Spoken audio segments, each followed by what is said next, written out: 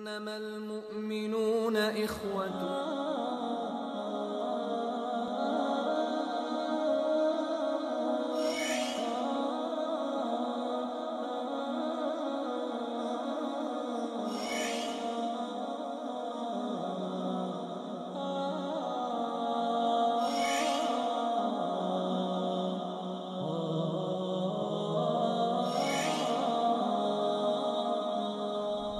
ایک ہو مسلم حرم کی پاسبانی کے لیے۔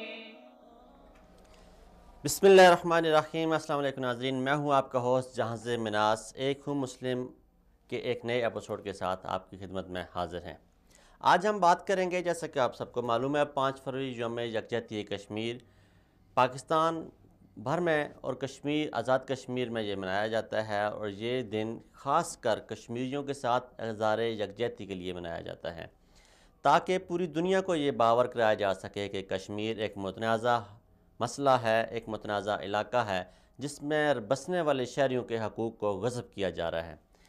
اس سے پہلے کہ ہم اپنے پروگرام کا آگے چلیں اور اپنے مہمان کا میں تعارف کراؤں، میں چاہوں گا کہ اپنے ناظرین کو یوم یکجہتی کشمیر یا 5 فروری کی ابتدا کے بارے میں کچھ بتایا جا سکے۔ 16 مارچ 1846 معاہدہ امرتسر 75 لاکھ روپے میں نانک شاہی کے عوض سودا کیا گیا کشمیر کو بیچنے کا۔ اس کے بعد 13 جولائی 1931 کو سری نگر جیل کے احاطے میں 22 کشمیری مسلمانوں پر فائرنگ کی جاتی ہے، جو شہید ہو جاتے ہیں اور 47 شدید زخمی ہو جاتے ہیں۔ آل انڈیا مسلم لیگ نے کشمیر کمیٹی کی بنیاد رکھی اور اس واقعے پر اپنا جو ان کا اظہار تھا غصے کا، غم کا، اسے اظہار کرنے کے لیے کشمیر کمیٹی کا اعلان کیا گیا، اور علامہ محمد اقبال پہلی کشمیر کمیٹی کے سربراہ منتخب ہوئے یا انہیں اناؤنس کیا گیا۔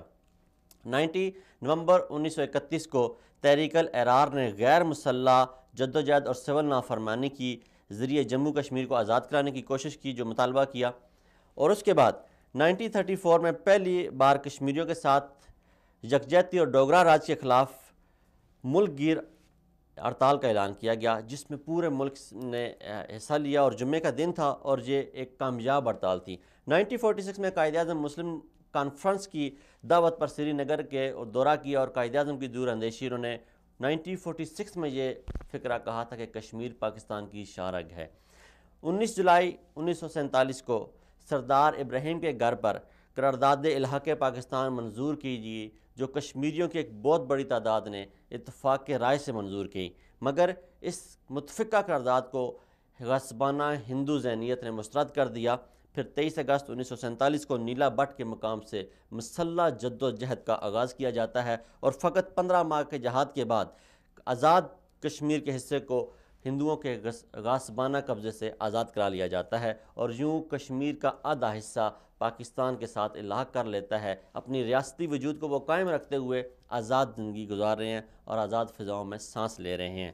بھارت نے 4 اور 13 مارچ 1975 کو یہ قرارداد لوک سبھا اور راجیہ سبھا میں اس معاہدے کی توثیق کی کہ عبداللہ جو تھے وہاں کے شیخ عبداللہ کو سری نگر کے تخت کا سربراہ بنایا جائے، جس کی مسلمانوں نے شدید الفاظ میں مذمت کی، اور 1981 میں تمام کشمیری موومنٹ نے انہوں نے الیکشن میں حصہ لینے کا مسلم محاذ کے نام سے الیکشن میں حصہ لیا، جس کو 23 مارچ 1987 کو مسلم محتطہ محاذ کو جو الیکشن وہ جیت چکے تھے، ہندو غاصبانہ سوچ نے ایک بار پھر مسترد کیا اور مسلمانوں کو مجبور کیا کہ وہ مسلح جدوجہد کی طرف جائیں۔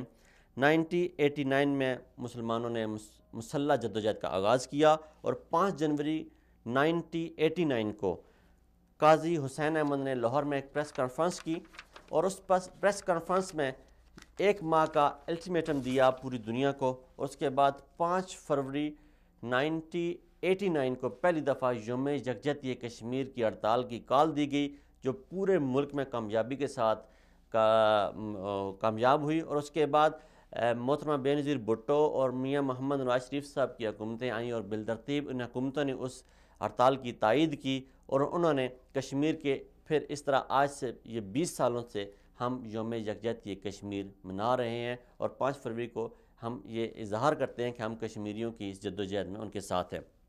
اس پہ ایک مختصر نظر کہ کشمیریوں کے ساتھ 1989 سے لے کر 31 دسمبر 2010 تک جو کشمیریوں کے ساتھ ظلم ہوئے ان کی ایک تصویر کشی کے 93,544 کشمیری مرد و زن کو شہید کیا گیا اس عرصے میں 1989 سے لے کر 2010 تک، اور 6,892 زیر حراست مردوں کو نوجوانوں کو شہید کیا گیا، 22,794 خواتین بیوہ ہوئیں اور 1,07,400 بچے یتیم ہوئے، 9,987 عورتوں کی عصمت دری کے واقعات ریکارڈ ہوئے اور 1,05,901 گھروں کو جلا کر خاکستر کر دیا گیا۔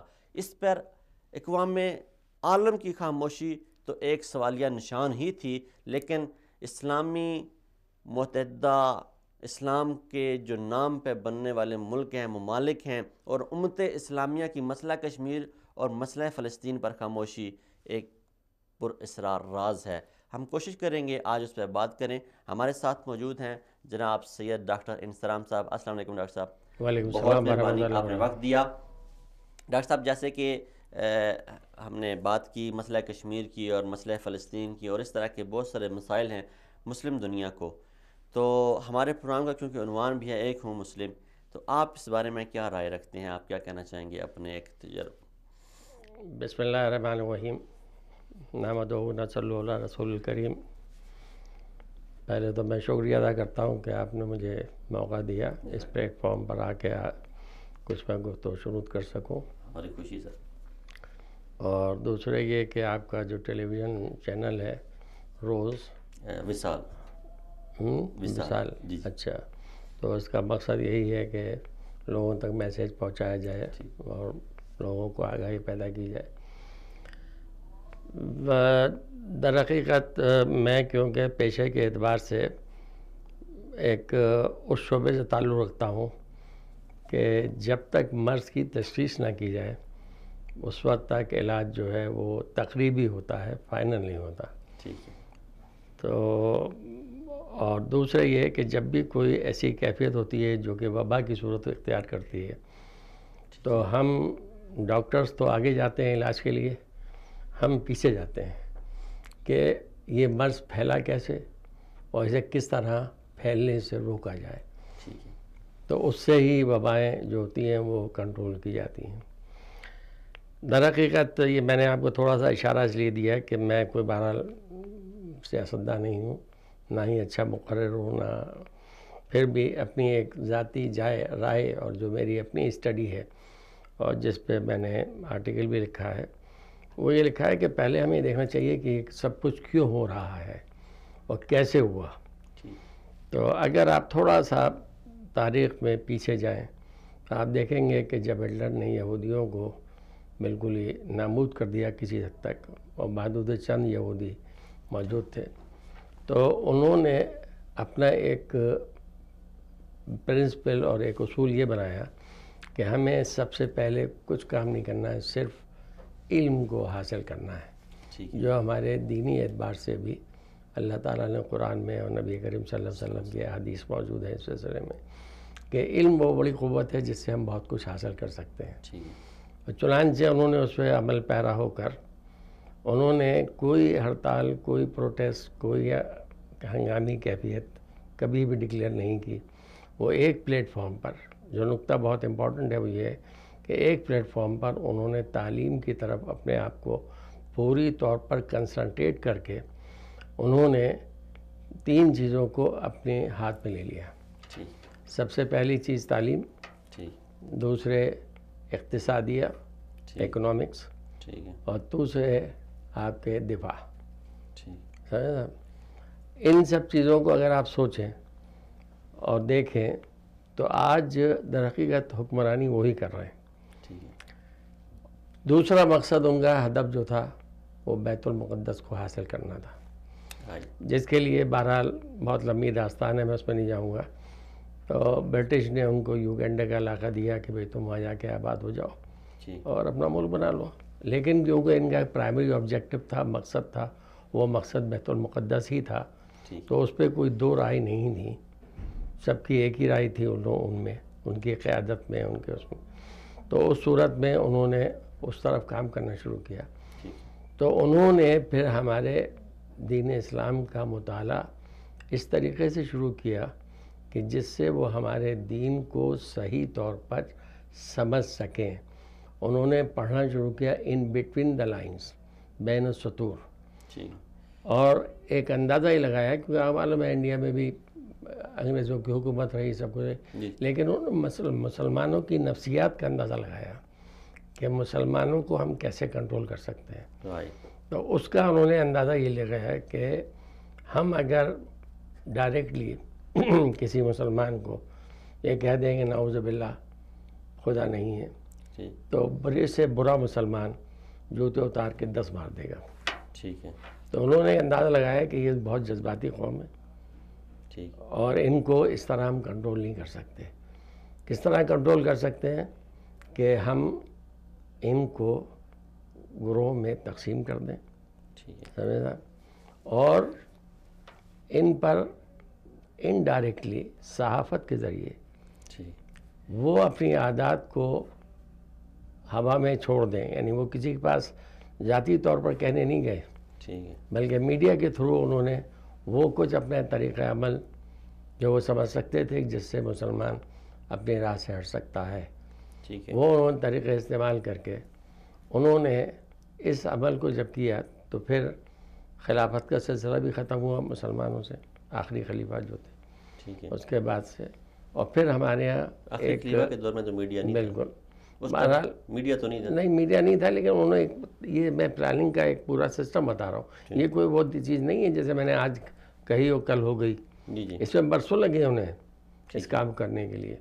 چنانچہ وہ جب مسلمانوں میں گروہ بندی شروع ہو گئی اور دین کا بٹوارا ہوا تو وہاں سے اب سلسلہ مسلمانوں کے نزول کا شروع ہوا.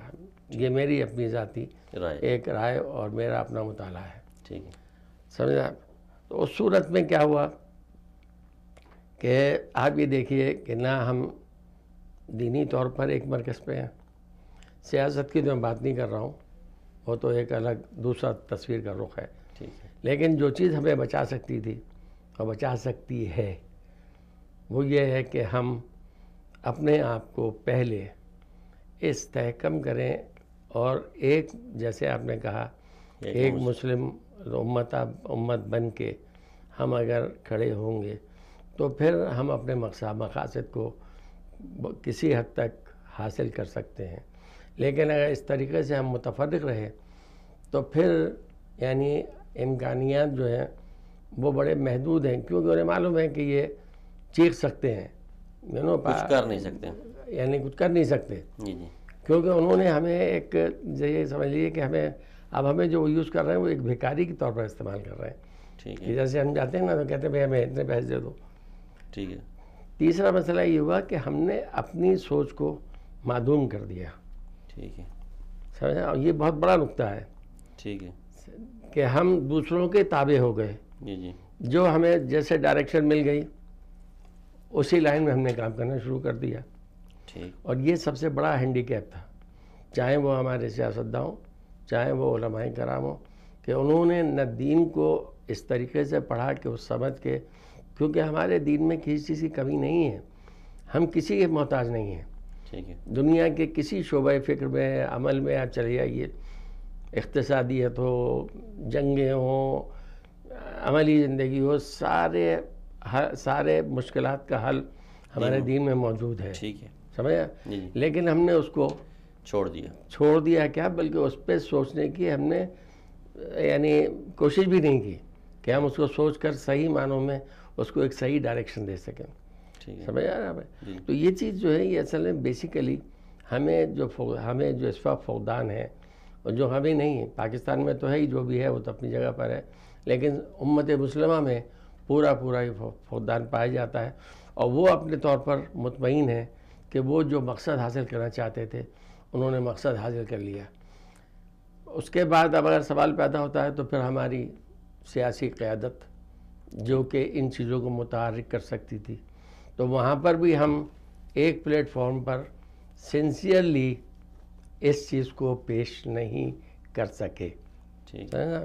کتنی اسلامی ممالک ہیں جو کہ یونائٹڈ نیشنز کی ممبر ہیں، سمجھا؟ جی وہ اگر صرف ایک ہی قدم اٹھا لیں کہ بھئی ہم یونائٹڈ نیشنز کا بائیکاٹ کرتے ہیں، ہم نہیں آئیں گے، ٹھیک، کیونکہ ہماری جب بات سنی نہیں جاتی، ہماری باتوں پہ کچھ عمل نہیں ہوتا، ہمارے عمل کو تو نوٹس میں لیا جاتا ہے، اور دوسرا جو عمل کرتا ہے اس کو نوٹس میں لا کر اس کے مسلمانوں کو اس کا محرک سمجھا جاتا ہے ٹھیک ہے، کہ ہم جو ہے وہ تخریب کاری کر رہے ہیں، ہم جو ہے وہ دہشت گردی کر رہے ہیں۔ ایک فلسطین میں ایک اسرائیلی مرتا ہے تو اس کے لیے تو بڑا شور شرابہ ہوتا ہے، 25 بچے اور 25 مسلمان مرتے ہیں تو دنیا اس پہ خاموش ہوتی ہے کہ جیسے انہوں نے کچھ کیا ہی نہیں ہمارے ساتھ۔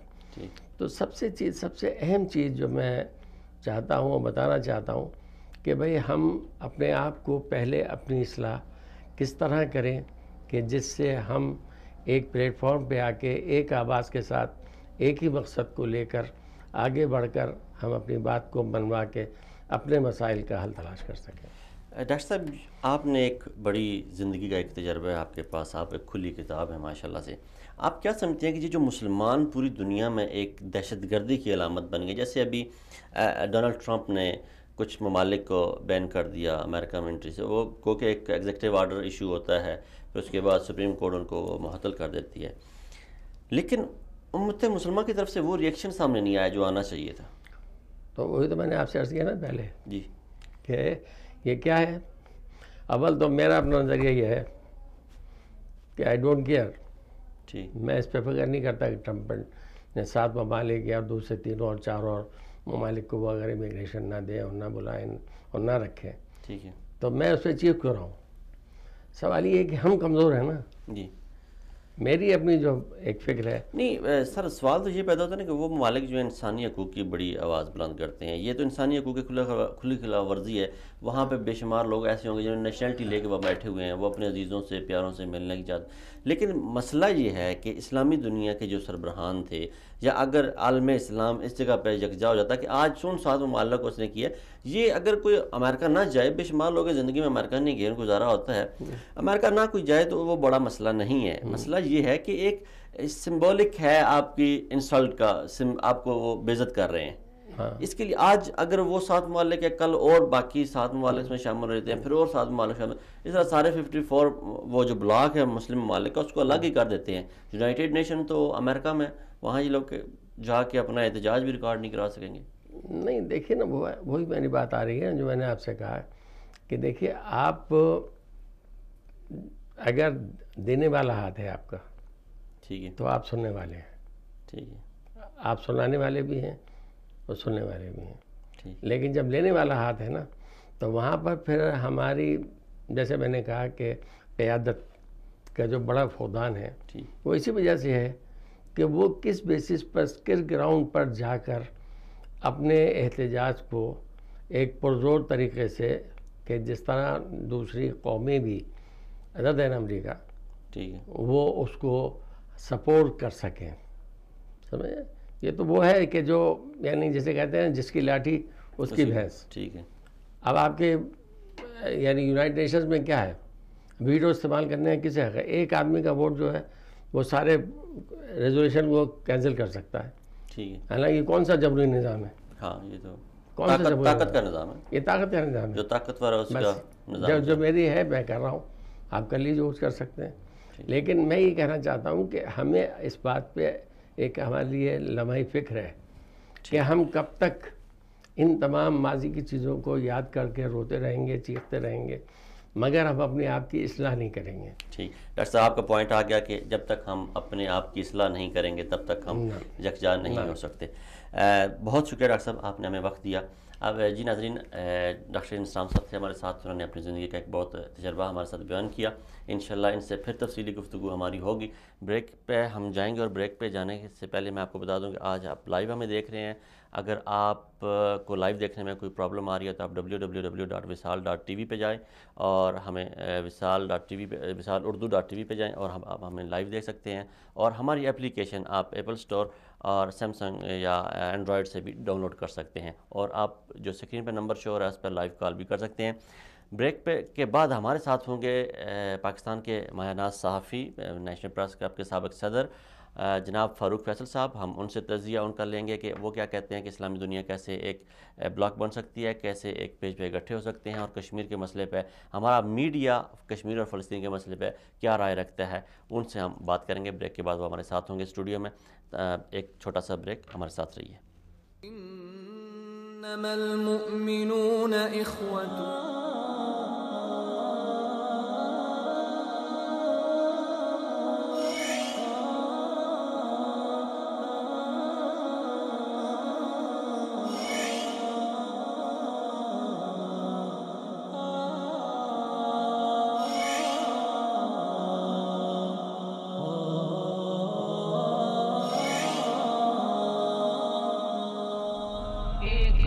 مسلم حرم کی پاسبانی کے لیے۔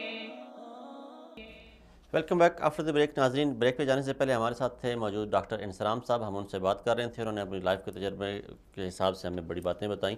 انہوں نے کہا جی کہ گروہ میں تقسیم ہو گئے مسلمان، جب تک ایک یکجان نہیں ہوں گے تب تک اتحاد امت بہت مشکل بات ہے۔ اور انہوں نے کہا کہ جی میڈیا کے ذریعے انتشار پھیلانے کی کوشش کی جا رہی ہے، اور پھر انہوں نے کہا جی کہ اپنی سوچ کو ہم نے محدود کر دی ہے، ہم اپنی سوچ کو وسیع کرنا ہوگا۔ بریک پہ جانے سے پہلے میں نے آپ کو بتایا تھا کہ بریک کے بعد ہمارے ساتھ ہوں گے سابق نیشنل پریس کے سابق صدر اور سینئر صحافی جناب فاروق فیصل صاحب، ہمارے ساتھ اسٹوڈیو میں موجود ہیں۔ آپ ہمارا پروگرام لائیو دیکھ رہے ہیں، اور آپ اگر لائیو دیکھنے کے لیے کوئی پرابلم آ رہی ہے تو آپ www.visalurdu.tv پر بھی دیکھ سکتے ہیں، اور آپ ہمیں لائیو کال بھی کر سکتے ہیں 00441144031011 پہ آپ ہمیں لائیو کال کر سکتے ہیں، اور ہماری اپلیکیشن کو آپ اینڈرائڈ یا ایپل فون سے ڈاؤن لوڈ کر کے وہاں پہ بھی ہمارے لائیو دیکھ سکتے ہیں۔ جناب فاروق فیصل صاحب، بہت مہربانی سر، آپ ہمارے شو میں تشریف لائے، آپ کے وقت کا شکریہ۔ ہمارا ٹاپک ہے جی ایک ہوں مسلم۔ ایک بہت بڑا سوال ہے جو ہماری نوجوان نسل یہ کہتی ہے کہ میڈیا کے ذریعے انتشار پھیلانے کی کوشش کی گئی ہے۔ امت اسلام، ہم پاکستان کی صرف بات نہیں کر رہے، کہتے ہیں جی کہ عالم اسلام میں جو انتشار ہے اس میں میڈیا کا بڑا کردار ہے، آپ کیا سمجھتے ہیں؟ بالکل بجائے کسی حد تک آپ کہہ سکتے ہیں کہ میڈیا کا بہت کردار ہے، اور اس میں ہنود و یہود کی سازشیں بھی کار فرما ہے، مغرب کا میڈیا بھی کار فرما ہے جس نے عالم اسلام میں انتشار پھیلانے کی کوشش بھی کر رہا ہے اور ہوا بھی دے رہا ہے۔ لیکن ہم صرف میڈیا کو اس کا قصوروار قرار نہیں دے سکتے، کیونکہ آج کا جو میڈیا، الیکٹرانک میڈیا، جو اگر آپ اس سے بات کرتے ہیں چاہے وہ پرنٹ کی کریں یا الیکٹرانک کی کریں، تو یہ سارا 40-50 سال کا عرصہ ہے۔ سارا پرنٹ جو ہے جس نے گرو کیا اس نے 40-50 سال پہلے گرو کیا ہے، اور الیکٹرانک میڈیا نے 15 سے 20 سال میں گرو کیا ہے۔ ہو سکتا ہے یورپ میں اس نے 30 سے 40 سال پہلے کیا ہو، لیکن عالم اسلام کا انتشار جو ہے وہ 30-40 سال کا نہیں ہے۔ یہ تو آپ کو بھی پتہ ہے اور مجھے بھی پتہ ہے کہ کب کا انتشار اور کب سے پھیلتا جا رہا ہے۔ اس دور میں بھی جو طاغوتی قوتیں تھیں، یا آج سے 1400 سال پہلے یا 1300 سال پہلے یا 1200 سال پہلے جو طاغوتی قوتیں تھیں، انہوں نے بھی انتشار پھیلانے کی کوشش کی، اور ہمارے اندر کی جو تفرقہ بازی تھی، جو ہمارے اندر کی جو کمزوریاں تھیں، ان کو ہوا دینے کی کوشش کی، ان کو ہوا دی، جس کی باعث آج ہم یہ دیکھتے ہیں کہ آج امت مسلمہ جو ہے وہ ایک وحدت کی صورت میں ہمیں نظر نہیں آتی، جو کہ اس وقت دنیا میں ایک بڑی، ہر لحاظ سے ایک بڑی قوت بھی ہے۔ اور عالم اسلام کے پاس ایسی کون سی چیز ہے جو نہیں ہے؟ عالم اسلام کے پاس دولت بھی ہے، عالم اسلام کے پاس طاقت بھی ہے، عالم اسلام کے پاس ریاستیں بھی ہیں، عالم اسلام کے پاس رقبے بھی ہیں۔ غرض کہ ہر وہ چیز ہے جو اس دنیا میں کسی بھی مادی طور پہ جو ضرورت ہوتی ہے کسی بھی ایک ریاست کو یا کسی بھی ایک امت کے لیے، آپ کرسچینٹی کو دیکھ لیں یا کسی اور کو دیکھ لیں، تو جب ہم مسلم امہ کی بات کریں گے تو آپ کو مسلم امہ میں پاکستان جیسا ملک بھی نظر آئے گا، دنیا کا واحد ایٹمی ملک ہے، اسلامی ایٹمی ملک ہے۔ آپ کو عالم اسلام میں سعودی عرب اور کویت اور عراق، باقی سارے جو ممالک ہیں جو وسیع تر قدرتی وسائل سے مالا مال ہے، دولت سے مالا مال ہے، وہ سب بھی نظر آئیں گے۔ مسئلہ یہ ہے کہ ہمارے عالم اسلام میں جو ہے وہ ویژن کی کمی ہے، وہ قیادت کی کمی ہے جو اس ساری چیزوں کو ایک مربوط کر سکے، اس تمام وسائل کو، تمام قوتوں کو، تمام علم کو۔ ہمارے یہاں ایسی کوئی عالم اسلام کے پاس قیادت نہیں ہے جو اس سب کو ایک لڑی میں پرو سکے اور ساری چیزوں کو جب اکٹھا کر کے ایک طاقت بنا کے سامنے لا سکے۔ تو ہم صرف میڈیا کو قصوروار نہیں قرار دے سکتے، ہم اپنے آپ کو بھی قصوروار، ہمیں اپنا بھی جائزہ لینا ہوگا، عالم اسلام کو اپنا بھی جائزہ لینا ہوگا، تمام ممالک کو۔ ہم لوگ فرقہ پرستی میں بٹے ہوئے ہیں، ممالک بھی اور ریاستیں بھی۔ جب تک ہم ایک ہو مسلم، جو آپ کا یہ پروگرام ہے اور جو ہمارے پاکستان کے شاعر مشرق علامہ اقبال نے جو کہا، ایک ہو مسلم حرم کی پاسبانی کے لیے، تاب خاک کاشغر سے لے کے نیل کے ساحل سے لے کے تاب خاک کاشغر، تو گویا کہ وہی بات کہ جب تمام عالم اسلام چاہے وہ کسی بھی خطے میں ہے اور جب تک مربوط نظام میں اپنے آپ کو مربوط نہیں کرے گا وہ ابھر کر سامنے نہیں آ سکے گا۔ ٹھیک ہے، آپ نے بڑی ڈیٹیل سے بات کی۔ آپ کیا سمجھتے ہیں کہ میڈیا کیا کردار ادا کر سکتا ہے؟ جیسے مختلف این جی اوز کو کسی خاص ٹاپک کے لیے لگایا دیا جاتا ہے، وہ اس موضوع پہ کام کرتی ہیں، مختلف لوگوں کو مختلف ٹاسک دے دیے جاتے ہیں۔ اس طرح ایک میڈیا آج کل کے زمانے میں ایک بہت بڑا ہتھیار ہے، ایک بہت بڑا ٹول ہے جسے ہم یوز کر سکتے ہیں، ہماری یوتھ یوز کر سکتی ہے، ہمارے میڈیا میں بیٹھے ہوئے میڈیا مالکان سے یوز کر سکتے ہیں۔ کیا اتحاد امت کے لیے میڈیا کردار ادا کر سکتا ہے اور کیا کردار ادا کر سکتا ہے؟ اس پہ ذرا کچھ دیکھیں، ہمیں جو میڈیا کا لفظ ہے نا اب یہ بہت وسیع ہو گیا، ایک اصطلاح ہے۔ آیا میڈیا سے مراد ہماری الیکٹرانک میڈیا ہے یا پرنٹ میڈیا ہے یا سوشل میڈیا ہے یا کیا واٹس ایور؟ اگر ہم دیکھیں اس وقت جو اہمیت ہے وہ الیکٹرانک میڈیا کی اور سوشل میڈیا کی ہے۔ ہم پہلے بات کرتے ہیں الیکٹرانک میڈیا کے حوالے سے۔ الیکٹرانک میڈیا جو ہے وہ اپنے اثر پذیری کے حوالے سے سب سے زیادہ مؤثرہ، اور الیکٹرانک میڈیا میں اور آپ جو الیکٹرانک میڈیا سے وابستہ ہیں، آپ صرف اپنے گھر کے فرد نہیں رہے، آپ جو آپ کے دیکھنے والے لاکھوں کروڑوں ناظرین ہیں آپ ان کے گھر کے بھی فرد بن چکے ہیں۔ آج یہ ٹی وی جو ہے یہ ہر کمرے میں موجود ہے۔ عالم اسلام کی ہم جب بات کر رہے ہیں، میں پاکستان کی اگر بات کرتا ہوں تو پاکستان کے ہر گھر کے ہر کمرے میں اب ٹی وی موجود ہے، اور جب آپ جیسے لوگ جو پروگرامز کرتے ہیں، جو بات کرتے ہیں، تو وہ آج ہر شخص کے بیڈ روم تک جا چکے ہیں۔ تو لہٰذا اس لیے میں کہتا ہوں کہ الیکٹرانک میڈیا جو ہے وہ سب سے اپنے اثر پذیری کے لحاظ سے سب سے مؤثر ہے۔ اب آگے بات کہ وہ کیا کردار ادا کر سکتے ہیں۔ بدقسمتی یہ ہے کہ ہمارے میڈیا سے وابستہ جو لوگ ہیں وہ اس چیز سے نابلد ہیں، یا اس طرح کی کوئی اسٹڈی نہیں ہوتی کہ جو میرے منہ سے نکلا ہوا لفظ ہے وہ اثر رکھتا ہے، وہ کوئی اس سے اثر لے سکتا ہے۔ جس دن ہمارے میڈیا کے لوگوں کو یہ پتہ لگ گیا کہ واقعی ان کے منہ سے نکلا ہوا لفظ جو ہے وہ اثر رکھتا ہے اور وہ فرق ڈالتا ہے اور وہ فرق ڈال سکتا ہے، تو اس دن ہم ایک قدم آگے کی طرف بڑھ سکیں گے۔ اور جو میں اور آپ جیسے لوگ جو سوچتے ہیں کہ ایک ہو مسلم سب اکٹھے ہوں، تو وہ ہم کوئی اس کا اثر دیکھ سکتے ہیں یا اس کا نتیجہ نکلتے ہوئے دیکھ سکتے ہیں۔ اب آگے سوشل میڈیا کے پوائنٹ آف ویو سے بات، تو پھر جب آپ سوشل میڈیا بھی جو بیسیکلی ہے وہ الیکٹرانک میڈیا سے ہی اثر لیتا ہے۔ جب الیکٹرانک میڈیا جو ہے وہ اپنا کردار پوری طرح ادا نہیں کر پاتا تو ہر شخص پھر سوشل میڈیا پر آ کر اپنا کردار ادا کرنے کی کوشش کرتا ہے۔ لیکن جب الیکٹرانک میڈیا کا شخص جو ہے وہاں سے وہ اپنا اثر لے گا اور وہاں سے اسے گائیڈ لائن ملے گی اور وہ رائٹ پاتھ پہ ہوگا، تو جو سوشل میڈیا کو یوز کر رہے ہیں تو وہ بھی اسی لیے یوز کریں گے اور وہ بھی اتحاد امت کی بات کریں گے اور سب کو ایک لڑی میں پرونے کی بات کریں گے۔ سوشل میڈیا کی آپ نے بات کی، سوشل میڈیا تو ایک بے لگام گھوڑا ہے، جس کا جو دل کرتا ہے وہ آ کے اس پہ کہہ دیتا ہے۔ ابھی گورنمنٹ نے اس پہ کچھ بات کی ہے کہ جو بغیر اجازت کے کسی کی تصویر آپ پوسٹ کرنا، یا جیسے دنیا کے باقی مہذب ممالک میں اس پہ پابندی ہے، لیکن ہمارے یہاں دیکھنے کو یہ ملا ہے کہ جو ہمارا میڈیا ہے، جو الیکٹرانک میڈیا کی آپ کیونکہ اس سے وابستہ ہے تو ہم الیکٹرانک میڈیا کی بات کرتے ہیں۔ الیکٹرانک میڈیا کی اگر بات کریں تو اس پہ کچھ ایسی چیزیں چل جاتی ہیں جو بے بنیاد ہوتی ہیں۔ اس کے لیے اگر آپ امریکہ یا یورپ میں کریں، ابھی پاکستان کا ایک کیس تھا، آپ نے بھی دیکھا، 2 مختلف پرائیویٹ ٹی وی چینلز کا ایک کیس تھا جو لندن کی عدالت میں فیصلہ ہوا، اور بے بنیاد الزامات پہ ایک چینل کو جرمانہ ہوا، اور اتنا بڑا جرمانہ تھا کہ انہیں اپنا سیٹ اپ وہاں بوریا بسرا گول کر کے واپس پاکستان آنا پڑا۔ پاکستان میں اس طرح کی قانون سازی میڈیا اپنا اثر و رسوخ استعمال کر کے کیوں نہیں کروا رہا؟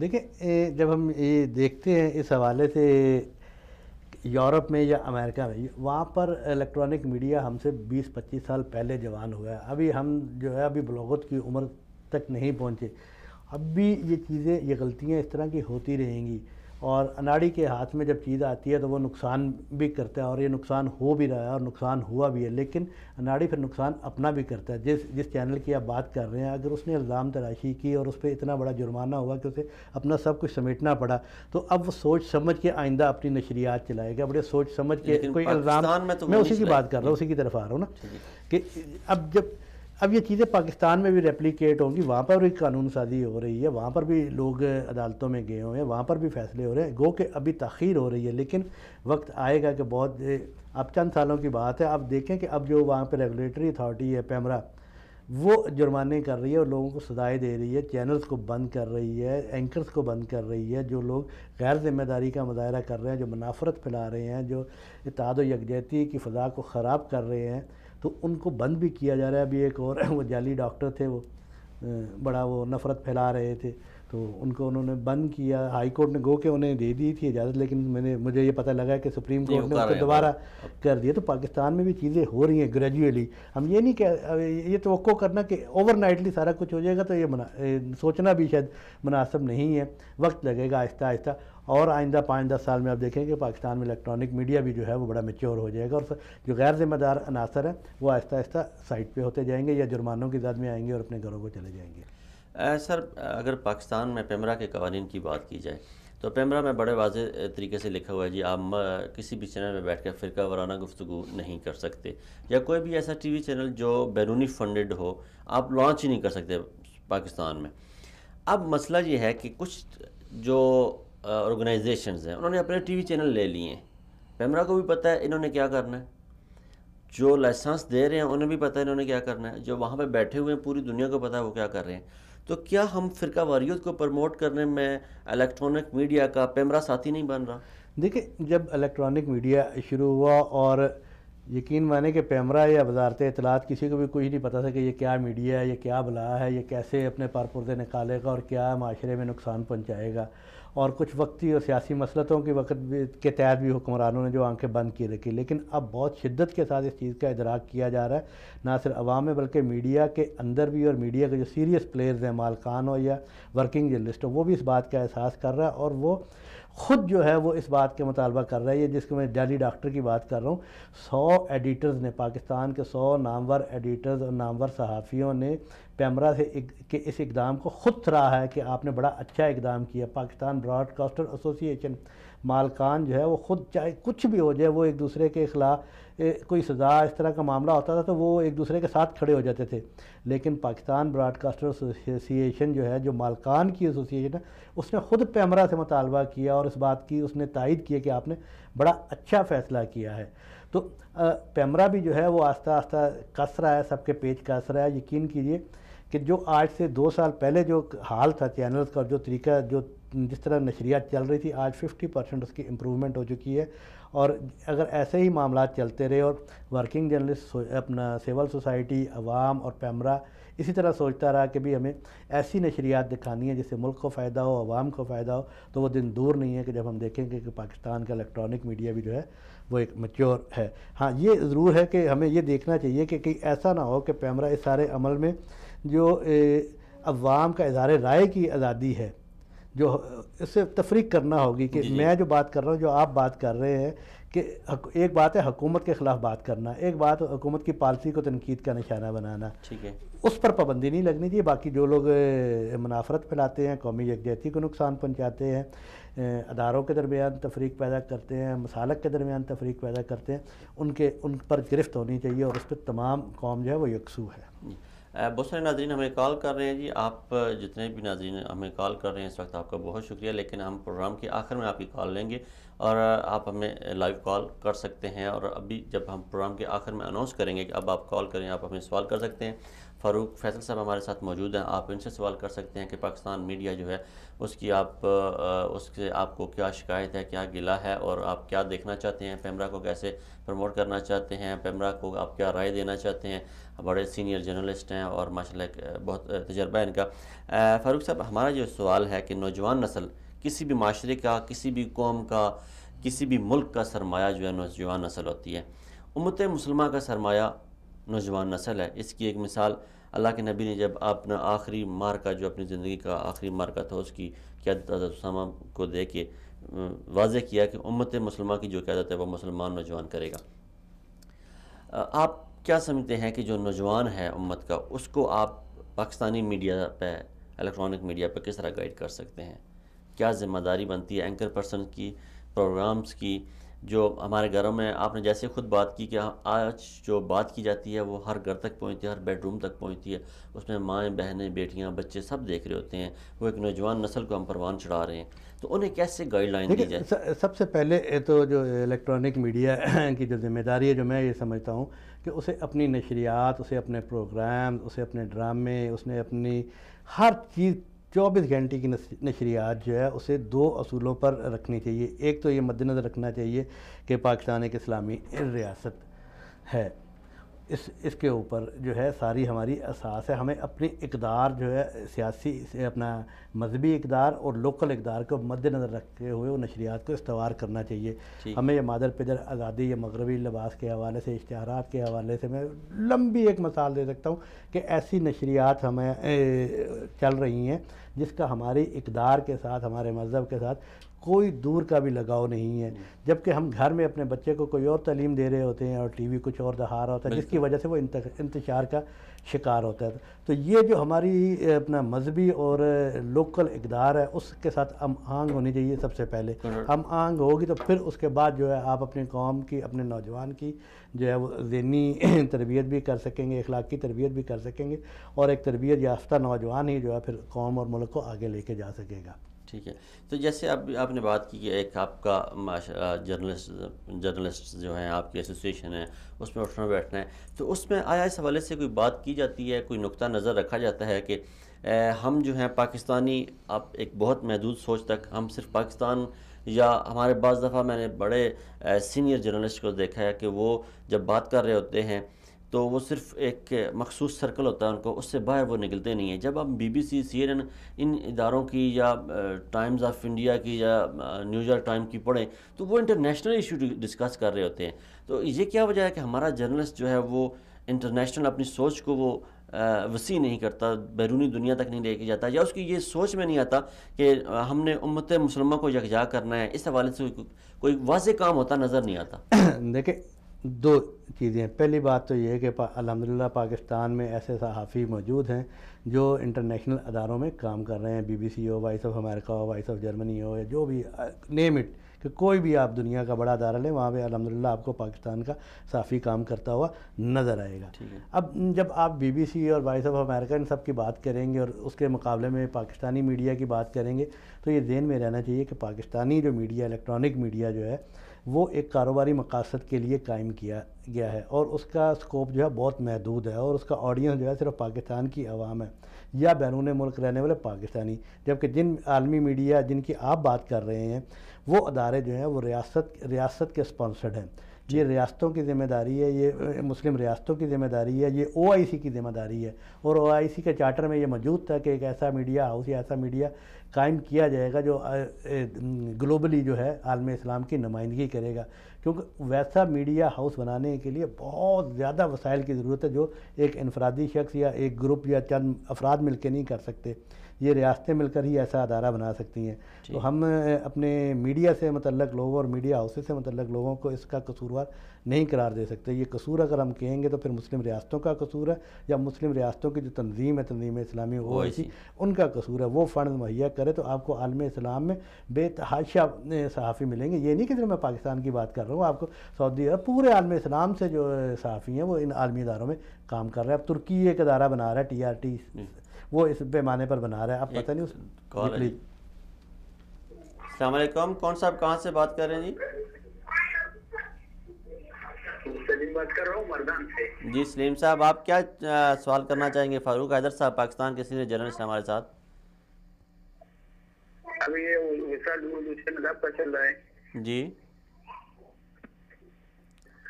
السلام علیکم. وعلیکم السلام. اچھا, موسٹلی لوگ جب کال کرتے ہیں تو وہ اپنے پیچھے ٹی وی کی آواز ہوتا ہے. جی آپ بات جاری رکھیں. آپ بات کر رہے تھے کہ ایک میڈیا ہاؤس جو ترکی کے, یہ نہیں کہ پاکستان کے میڈیا ہاؤس کی بات کر رہے ہیں, ترکی میں ایک میڈیا ہاؤس بن رہا ہے, ترکی کی حکومت کر رہی ہے, اسے اسپانسر کر رہی ہے, اور ان کی اناؤنسمنٹ یہی ہے کہ وہ جو ہے وہ اس پیمانے پر کر رہے ہیں. انہوں نے سارے عالم اسلام سے, ساری دنیا سے جو ہے مسلم صحافی وہاں پہ بھرتی کیے ہیں اور انہیں لے کے گئے ہیں. قطر والوں نے الجزیرہ شروع کیا تھا, اس کا پتہ نہیں کیا اسٹیٹس ہے, وہ بھی بڑا ادارہ, لیکن وہ پھر ایک ریاست اور ایک خاص حوالے سے ہے. ترکی کا بھی اپنے ترکی کے حوالے سے. اگر ہم نے عالم اسلام کے پوائنٹ آف ویو سے دیکھنا تو پھر ہم یہی سمجھتے ہیں کہ OIC کی یہ ذمہ داری بنتی ہے کہ وہ وسائل مہیا کرے. تو عالم اسلام میں نہ ٹیکنیکل لوگوں کی کمی ہے, نہ پڑھے لکھے لوگوں کی کمی ہے, نہ صحافیوں کی کمی ہے, نہ ٹیکنیشینز کی, کسی چیز کی کوئی کمی نہیں ہے, سب چیزیں موجود ہیں. اگر آپ BBC کی بات کریں کہ BBC اردو میں سارے پاکستان یا انڈیا سے لوگ گئے ہوئے ہیں مسلمان, اسی طرح عربی سروسز تو سارے عرب دنیا سے لوگ گئے ہوئے ہیں. فارسی کی بات کریں تو وہ سارے وائس آف امریکہ کی پشتو سروس ہے، سارے ہمارے پشاور کے بھائی گئے ہوئے ہیں، ساتھی گئے ہوئے ہیں جرنلسٹ، تو لہٰذا یہ کوئی کمی نہیں ہے ہمارے یہاں پورے عالم اسلام میں، نہ اچھے جرنلسٹ کی کمی ہے، نہ ٹیکنیشین کی کمی ہے، نہ انجینئر کی کمی ہے تو یہ ہے کہ جو ریاستوں کی تنظیم ہے اس کی طرف سے جو ہے وہ کمی ہے کہ وہ وسائل مہیا کرے تو ادارے بن جائیں گے۔ ٹھیک ہے جی، آپ کل ہم نے یوم یکجہتی کشمیر جو ہے وہ بڑے زور و شور سے منایا جاتا ہے، اس پہ اگر بات کی جائے، اس مسئلے پہ، کشمیر ہمارا جو مسئلہ ہے، پھر فلسطین کا ہے، پھر اب برما کا ایشو ہے، عالم اسلام جو کردار ادا کرنا چاہیے کیا وہ کر رہا ہے ان مسائل کو حل کرانے کے لیے؟ نہیں، یہ تو ایک ایسا سوال ہے جس کا جواب بغیر سوچے سمجھے کہا جا سکتا ہے کہ عالم اسلام یہ اپنا کردار بالکل ادا نہیں کر رہا۔ آپ نے مسئلہ کشمیر کی بات کی ہے اور کل یوم کشمیر منایا گیا ہے، 5 فروری کو منایا جاتا ہے، تو آپ یہ دیکھ لیں کہ گزشتہ 6 ماہ میں کشمیر میں کیا، مقبوضہ کشمیر میں کیا ہو رہا ہے، وہاں پہ مظفر وانی شہید کی۔ جی السلام علیکم، کون صاحب کہاں سے بات کر رہے ہیں؟ محمد سلیم مردان سے بات کر رہا ہوں، آپ کی کال پتہ نہیں کٹ ہو گئی۔ آپ پیچھے اپنا ٹیلی ویژن بند کر کے بات کریں جی۔ جی سلیم صاحب، آپ کا کیا سوال ہے کہ پاکستانی میڈیا کو اتحاد امت کے لیے کیا کرنا چاہیے؟ اصل میں سر اس نے ایک سوال کیا تھا کہ میڈیا کے لیے کیا سوال ہے، ٹھیک ہے، تو آپ کا جو وہ دوسرے والے میڈیا ہے یا جیو ہے یا ایئر وے نیوز ہے، جی جی ٹھیک ہے، تو وہ اس طرح کرتے ہیں، جب زلزلہ پچھلے دنوں آیا تھا، وہ سال پہلے 2 سال پہلے، ٹھیک ہے، تو یہ صرف یہ کہہ رہے تھے کہ پلا سائنسدان نے یہ کہا ہے، پلا سائنسدان نے یہ کہا ہے، یہ نہیں کہتے کہ گناہوں کا زور بڑھ گیا ہے، ٹھیک ہے، ٹھیک ہے، اور دعا کرو، اللہ سے معافی مانگو، ٹھیک ہے۔ پتہ نہیں یہ ایسا تاثر دیتے ہیں کہ یہ جیو والا یہ ہے یا ایئر وائی والا یہ لوگ جو ہے نا، یا یہودی ہے یا کوئی عیسائی ہے یا کوئی ہندو ہے، بالکل اس دوران اللہ کا نام ہی نہیں لیتے۔ ٹھیک ہے، یہ آپ کا سوال آ گیا جی، ہم رکھتے ہیں یہ سوال آپ کا۔ سر یہ جو ابھی سوال محمد سلیم صاحب نے مردان سے کیا، یہ ایک بڑا پاکستانی جو عوام ہے نا، ان کے ذہن میں یہ کنسیپٹ ڈیولپ ہو گیا ہے کہ پاکستان کی جو موسٹلی ٹی وی چینلز ہیں یہ شاید پاکستان کے مخالف کام کرتے ہیں یا اسلام کے مخالف ہے، یہ سوچ کیوں ڈیولپ ہوئی ہے؟ دیکھیں، جن دو کا ان کا نام لیا، ان کی کاروباری رقابت ہے، وہ دونوں ایک دوسرے کے خلاف یہ الزام تراشی کرتے بھی رہے ہیں، اور جس کا نتیجہ وہی نکلا کہ انہوں نے برطانیہ کی عدالت میں جو کیس ہوا اور اس میں ایک دوسرے کو جرمانہ بھی ہو گیا۔ یہ ذہن میں رہنا چاہیے کہ یہ جو الیکٹرانک میڈیا ہے، یہ جن لوگوں نے جو اس کو نکال رہے ہیں، جو چلا رہے ہیں، وہ کاروبار کر رہے ہیں، وہ تبلیغ دین کا کام نہیں کر رہے ہیں، تو ہمیں ان سے کوئی گلہ نہیں ہونا چاہیے کیونکہ جب آپ کاروبار کر رہے ہوتے ہیں اور اتنے بڑے پیمانے پر یہ جو لوگ کاروبار کر رہے ہیں، تو پھر ان کا کوئی اصول نہیں ہوتا ہے، ان کا مطمع نظر جو ہے زیادہ سے زیادہ پیسہ کمانا ہوتا ہے۔ تو جب آپ کا مطمع نظر ہی پیسہ کمانا ہو تو پھر اس میں تمام روایات، اخلاقی روایات، سیاسی روایات، تمام جو ہے وہ عملیہ میٹ ہو جایا کرتی ہیں، اور پھر وہی بات کہ یہ کوئی دین کے لیے نہیں کر رہے، یہ پیسے کے لیے کر رہے ہیں، ہمیں ان سے یہ کوئی شکایت نہیں ہونی چاہیے۔ تو اگر ریاست یا کوئی اور ریاست ادارہ اس طرح قائم کرے اور یہ اصول دین اور یہ ساری جس میں مذہب اور دین کے حوالے سے بات ہو، وہاں پہ یہ بات ہو سکتی ہے، لیکن جہاں پر پیسہ کمانا ہے، ویسے تو اسلام نے دیکھے پیسہ کمانے سے منع نہیں فرمایا، اسلام نے اور جائز ذرائع سے اور اس کے سارے طریقے بھی بتائے ہیں، لیکن بدقسمتی یہ ہے کہ وہ سارے طریقوں کو نظر انداز کر کے جو ہے اسلام نے اصول تجارت بھی بیان کیے ہیں، اسلام نے اصول کاروبار بھی بیان کیے ہیں کہ آپ اس طریقے سے مت کاروبار کریں جس سے معاشرے میں تفریق پیدا ہو۔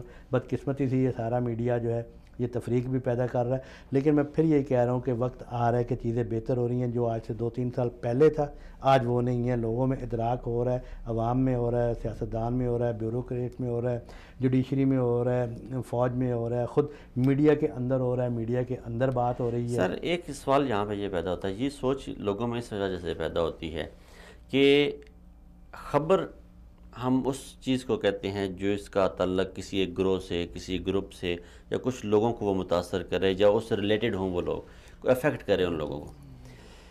کیونکہ ہم پیمرا کے انڈر نہیں آتے، اس لیے ہم سوال یہ کر سکتے ہیں کہ ممتاز قادری کو پھانسی دی جاتی ہے، ایک بہت بڑا مجمع وہاں پہ جمع ہوتا ہے، لاکھوں ہزاروں لوگ آتے ہیں وہاں پہ، اس کو خبر نہیں بنایا جاتا۔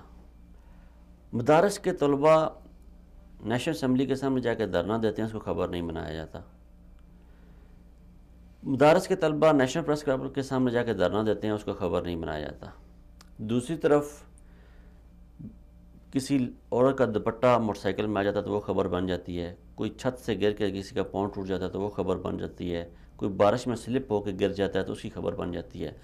لیکن لاکھوں ہزاروں کا مجمع جمع ہوتا ہے، سینکڑوں لوگ جمع ہوتے ہیں، احتجاج کرتے ہیں، وہ خبر نہیں بنتی. دیکھیں پھر یہ ایسی سوچیں ڈیولپ ہوتی ہیں. نہیں، ہر شخص کا اور ہر کا سوچنے کا انداز ڈیفرنٹ ہے. آپ خبر کی مختلف تشریح کر سکتے ہیں، میں مختلف تشریح کر سکتا ہوں. میں جس ادارے میں بیٹھا ہوں اس کی اپنی ایک پالیسی، ایڈیٹوریل پالیسی ہے، دوسرے کی اپنی ایڈیٹوریل پالیسی ہے. آپ نے جن واقعات کا ذکر کیا ہے اگر وہ دکھا دیے جاتے وہ سارے واقعات تو آپ خود اندازہ لگا لیجئے کہ اس وقت شہر میں کیا صورتحال تھی، تو پھر پورے ملک میں کیا طوفان برپا ہوتا. میں ایک اور فرقہ واریت کے حوالے سے راولپنڈی میں آج سے 4-5 سال پہلے ایک راجہ جو واقعہ ہوا تھا، اگر وہ بتائیں کہ اگر وہ اس وقت الیکٹرانک میڈیا پہ وہ خبر نشر کر دی جاتی کہ یہ ایسا ہوا ہے اور ایسا ہو رہا ہے تو آپ بتاتے. میرا نہیں خیال ہے کہ 1 گھنٹے کے اندر پاکستان کی کوئی ایک عمارت جو ہے وہ سلامت رہ جاتی. میں سمجھتا ہوں کہ میڈیا نے ایسی چیزوں پر جن کی طرف آپ توجہ دلا رہے ہیں، باقی لوگ توجہ دلاتے ہیں، جس سے معاشرے میں نفاق پیدا ہوتا ہے، جس سے معاشرے کو، حکومت، ریاست کو نقصان پہنچ سکتا ہے، میڈیا کو وہ چیزیں نہیں دکھانی چاہیے، چاہے وہ کتنی بھی حقیقت کیوں نہ ہو. کیونکہ سچ کتنا بھی اچھا کیوں نہ، اگر وہ سچ نقصان پہنچا رہا ہے تو میرا خیال ہے کہ وہ بیان نہیں کرنا چاہیے. لیکن سر جب دوسری طرف جبران ناصر لال مسجد کے سامنے کھڑے ہو کے وہاں پہ علماء کو گالیاں دیتا ہے تو اس کی کوریج کی جاتی ہے، اسے ٹی وی پہ دکھائے. نہیں دیکھیں، باقی لوگوں کی بھی کوریج ہوتی ہے، لیکن جن واقعات کی طرف آپ نے نشاندہی کی اشارہ کیا ہے، جن کی طرف روکا جاتا ہے، جن کو نہیں دکھایا جاتا، اس سے معاشرے میں زیادہ انتشار پھیلنے کا خطرہ ہوتا ہے. باقی میں اس بات کے بھی حق میں نہیں ہوں کہ اگر کوئی شخص جو ہے مذہب کا مذاق اڑائے یا مسجد کا مذاق اڑائے یا دین کا مذاق اڑائے تو ہم خود الحمدللہ جو ہے اس چیز کی مخالفت بھی کرتے ہیں، لکھتے بھی ہیں، بولتے بھی ہیں، اور اللہ تعالیٰ نے ہمت دی تو ہاتھ سے بھی روکتے ہیں. چلیں جی ناظرین، اب کیونکہ ہمارے پروگرام اختتام کی طرف جا رہا ہے، اور آپ جو دوست جو اپنی رائے کا اظہار کرنا چاہیں وہ ہمیں کال کر سکتے ہیں. اب لائیو کال کا نمبر ہمارا شو ہو رہا ہے. السلام علیکم، کون صاحب کہاں سے بات کر رہے ہیں؟ السلام علیکم سر. وعلیکم السلام. یہ الوصال اردو نیوز ہے. جی وصال اردو ہے. آپ کہاں سے بات کر رہے ہیں؟ میں دبئی سے بات کر رہا ہوں، غلام رسول نام ہے میرا. جی غلام رسول صاحب، اپنا سوال کریں. آپ پاکستانی میڈیا کے حوالے سے کوئی سوال کرنا چاہیں؟ ہمارے ساتھ نیشنل پریس کلب کے سابق صدر. جی سر، سوال. آپ لوگوں کا جو چینل ہے میں بہت پیار سے دیکھتا ہوں، بہت اچھا چینل ہے. ٹھیک ہے. یہ 2 چینل جو ہے ARY اور جیو نیوز، یہ راؤ سے جو ہے پیسہ لیتے ہیں، ہمارے پاکستان کو بدنام کر رہے ہیں. ان کو بند کرنا چاہیے اور حکومت کو چاہیے کہ ان کے اوپر بین لگانا چاہیے، دونوں کے اوپر. چلیں ٹھیک ہے جی. آپ کیا سمجھتے ہیں جو باقی ٹی وی چینلز ہیں پاکستان میں وہ پیسہ کہیں سے نہیں لیتے؟ وہ آپ کی مرضی کے پروگرام دکھاتے ہیں؟ نہیں، یہ بس آپ لوگوں کا چینل مجھے بہت پسند آیا، اور جو چینل ہے وہ سب بیکار ہے. چلیں تھینک یو ویری مچ جی. یہ غلام رسول صاحب سے تھے جی دبئی سے، اور سوال ان کا بھی وہیں پہ وہ انہی 2 چینلز کے بارے میں جو ان کی سوچ ہے انہی 2 چینلز کے بارے میں بات کی. ناظرین، اب آپ جتنے بھی ہمیں دیکھنے والے ہیں وہ جو اگر آپ لائیو کال کرنا چاہیں تو آپ ہمیں لائیو کال کر سکتے ہیں. فاروق صاحب، کشمیر کے حوالے سے ہم بات کر رہے تھے، یوم یکجہتی کشمیر کے بات کی ہم نے. قاضی حسین احمد صاحب ایک دور تھا، بڑا ہی زور و شور سے ہم نے کشمیر کا نعرہ سنا، ان جہاد کشمیر کے لیے لوگوں کو بھی لے گئے. پھر مشرف صاحب کا دور آتا ہے، اس میں کشمیر کے جہاد کا نام لینا، اور ہم گارنٹی دیتے ہیں انڈیا کو کہ ہم آزاد کشمیر کی جو سرزمین ہے اسے جہاد کشمیر کے لیے استعمال نہیں ہونے دیں گے. آپ کیا رائے رکھتے ہیں کہ اب موجودہ جو کشمیر کا ایشو ہے وہ کس سطح پہ آپ دیکھتے ہیں، اور کیا کوئی جو ہم اقدامات کر رہے ہیں کشمیر کی آزادی کی صورتحال نظر آ رہی ہے آپ کو؟ دیکھیں، کشمیر کے حوالے سے 3 فریق ہیں، ایک انڈیا ہے، ایک پاکستان ہے، اور ایک مقبوضہ کشمیر کے عوام ہیں. ٹھیک ہے. تو جو بھی اب تک کوششیں ہوتی رہی ہیں اس میں ہمیشہ یہی ہوتا ہے کہ کشمیری عوام کو نظر انداز کر کے ریاست پاکستان اور ہندوستان جو ہے وہ آپس میں بات کرتے ہیں، اور معاملہ جو کا تو ہی ہے. جب تک ہم اس سارے معاملے میں کشمیری عوام کو خود شامل نہیں کریں گے اس عمل میں، اس وقت تک معاملہ آگے نہیں بڑھ سکتا.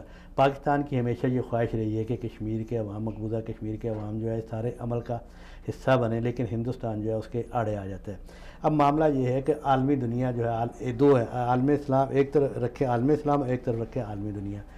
جب ہم انٹرنیشنل فورمز پہ جاتے ہیں تو بدقسمتی یہ ہے کہ پاکستان جو ہے وہ اپنا کیس اتنا مضبوط انداز سے وہاں پہ نہیں لڑ پاتا یا اس کی سنوائی نہیں ہو پاتی، اور اس کی وجہ یہ ہے کہ ہمارے مقابلے میں جو ہندوستان ہے، بھارت جو ہے وہ ہم سے بہت بڑا ملک ہے اور اس کی بہت بڑی معیشت ہے اور اس کی بہت بڑی منڈی ہے۔ یورپی ممالک اسے منڈی کے طور پہ استعمال کرتے ہیں اور اسلامی ممالک بھی جو ہے اس کے تعلق آپ دیکھیں گے کہ عالم اسلام کے کئی ممالک ایسے ہیں جن کے پاکستان سے زیادہ بہتر تعلق بھارت کے ساتھ ہے۔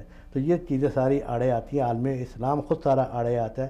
تو یہ بدقسمتی ہم یہی کہہ سکتے ہیں مسلمانوں کی بھی اور کشمیر کے مسلمانوں کی بھی کہ عالم اسلام کا حکمران جو ہے اسے وہ خواب غفلت میں سویا ہوا ہے، اسے اس چیز سے کوئی غرض نہیں ہے کہ کیا ہو رہا ہے کیا نہیں ہو رہا ہے۔ اللہ مغفرت کرے قاضی حسین احمد صاحب کی بھی، یہ جو 5 فروری کا دن منایا گیا تھا یہ 1989 میں سب سے پہلے انہوں نے یہ کال دی تھی، اور اس کے بعد یہ نواز شریف کی حکومت تھی پنجاب میں، پھر انہوں نے تعطیل کا اعلان کیا، پھر بےنظیر محترمہ بےنظیر نے تعطیل کا اعلان کیا۔ وہ دن اور آج کا دن ہم سال بعد 5 فروری مناتے ہیں۔ اب یہ دیکھیں کہ ہمارے یہاں کشمیر کمیٹی بھی ہے پارلیمنٹ کی، جیسے کہ سربراہ مولانا فضل الرحمان صاحب ہیں۔ پچھلے دنوں سید علی گیلانی صاحب نے مقبوضہ کشمیر سے جو ہے وہ خود یہ مطالبہ کیا ہے کہ انہیں کشمیر کمیٹی سے ہٹایا تاکہ پاکستان جو ہے عالمی فورم پر اچھا کردار ادا کر سکے۔ اب خود اندازہ کر لیں کہ ایک تیسرا فریق جو ہے وہ ایک دوسرے فریق جو اس کا ہمدرد فریق ہے اس کی بنائی ہوئی کشمیر کمیٹی کے سربراہ کے بارے میں کیا خیال رکھتا ہے؟ سر، یہ کشمیر کمیٹی کی بنیاد میں نے پروگرام کے شروع میں بتایا کہ 1931 میں جب رکھی گئی تو علامہ محمد اقبال پہلے وہ شخص تھے جو کشمیر کمیٹی کے سربراہ بنے، اور کشمیر کمیٹی کو انہیں سربراہ بنایا گیا تھا۔ پھر یہ کشمیر کمیٹی پاکستان میں بنی اور اسے کشمیر کمیٹی کا نام دیا گیا اسی مسلم لیگ کے نام سے۔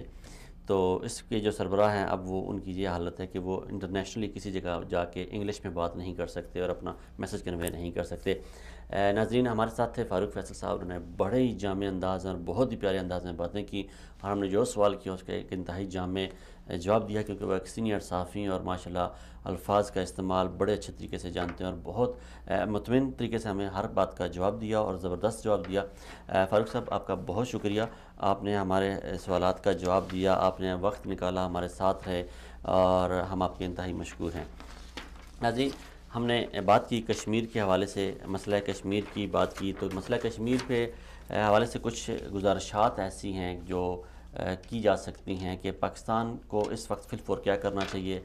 پارلیمنٹ کا ایک مشترکہ اجلاس ہونا چاہیے جس میں یہ واضح طور پہ کہا جا سکے کشمیر کو اقوام متحدہ کی قراردادوں کے علاوہ کوئی اور حل کشمیر کے لیے قابل قبول نہیں ہے۔ جس چین نے جو موقف اپنایا کشمیر کے معاملے پہ، اس کی پاکستان کو بھرپور تائید کرنی چاہیے، اور پاکستان کو چاہیے کہ وہ اپنا فارن نافذ استعمال کرتے ہوئے اس مسئلے پہ جو کشمیر کے موضوع پہ جو لائن چائنا نے لی ہے اسے آگے لے کے جائے، اور OIC اور عرب لیگ سے مطالبہ کیا جائے کہ ہندوستان سے وہ مسئلہ کشمیر کے منصفانہ حل کے لیے اپنا دباؤ اور اپنا اثر و رسوخ استعمال کریں، اور یہ ڈراوا دیں ہندوستان کو کہ ہم اپنی تجارت آپ سے ختم کر دیں گے۔ حکومت واضح اعلان کرے کہ تحریک آزادی کشمیر اور دہشت گردی بالکل 2 مختلف چیزیں ہیں۔ آج کے پروگرام میں ہم نے میڈیا کے کردار پہ بات کی اور کشمیر کے موضوع پہ بات کی۔ اپنا پروگرام کا اختتام اس آخری شعر پہ کریں گے کہ جڑا ڈالی تھی کشتیاں تم نے اندلس کے ساحل پر، مسلمان پھر سے تاریخ دہرانے کا وقت آیا ہے، چلے تھے 313 جہاں سے تم مسلمانوں، انہی ماضی کی راہوں پہ لوٹ جانے کا وقت آیا ہے۔ اپنے ہوسٹ جہاں زمناز کو اجازت دیجیے، انشاءاللہ اگلے ہفتے ایک نئے مہمان کے ساتھ آپ کی خدمت میں حاضر ہوں گے، تب تک کے اللہ حافظ۔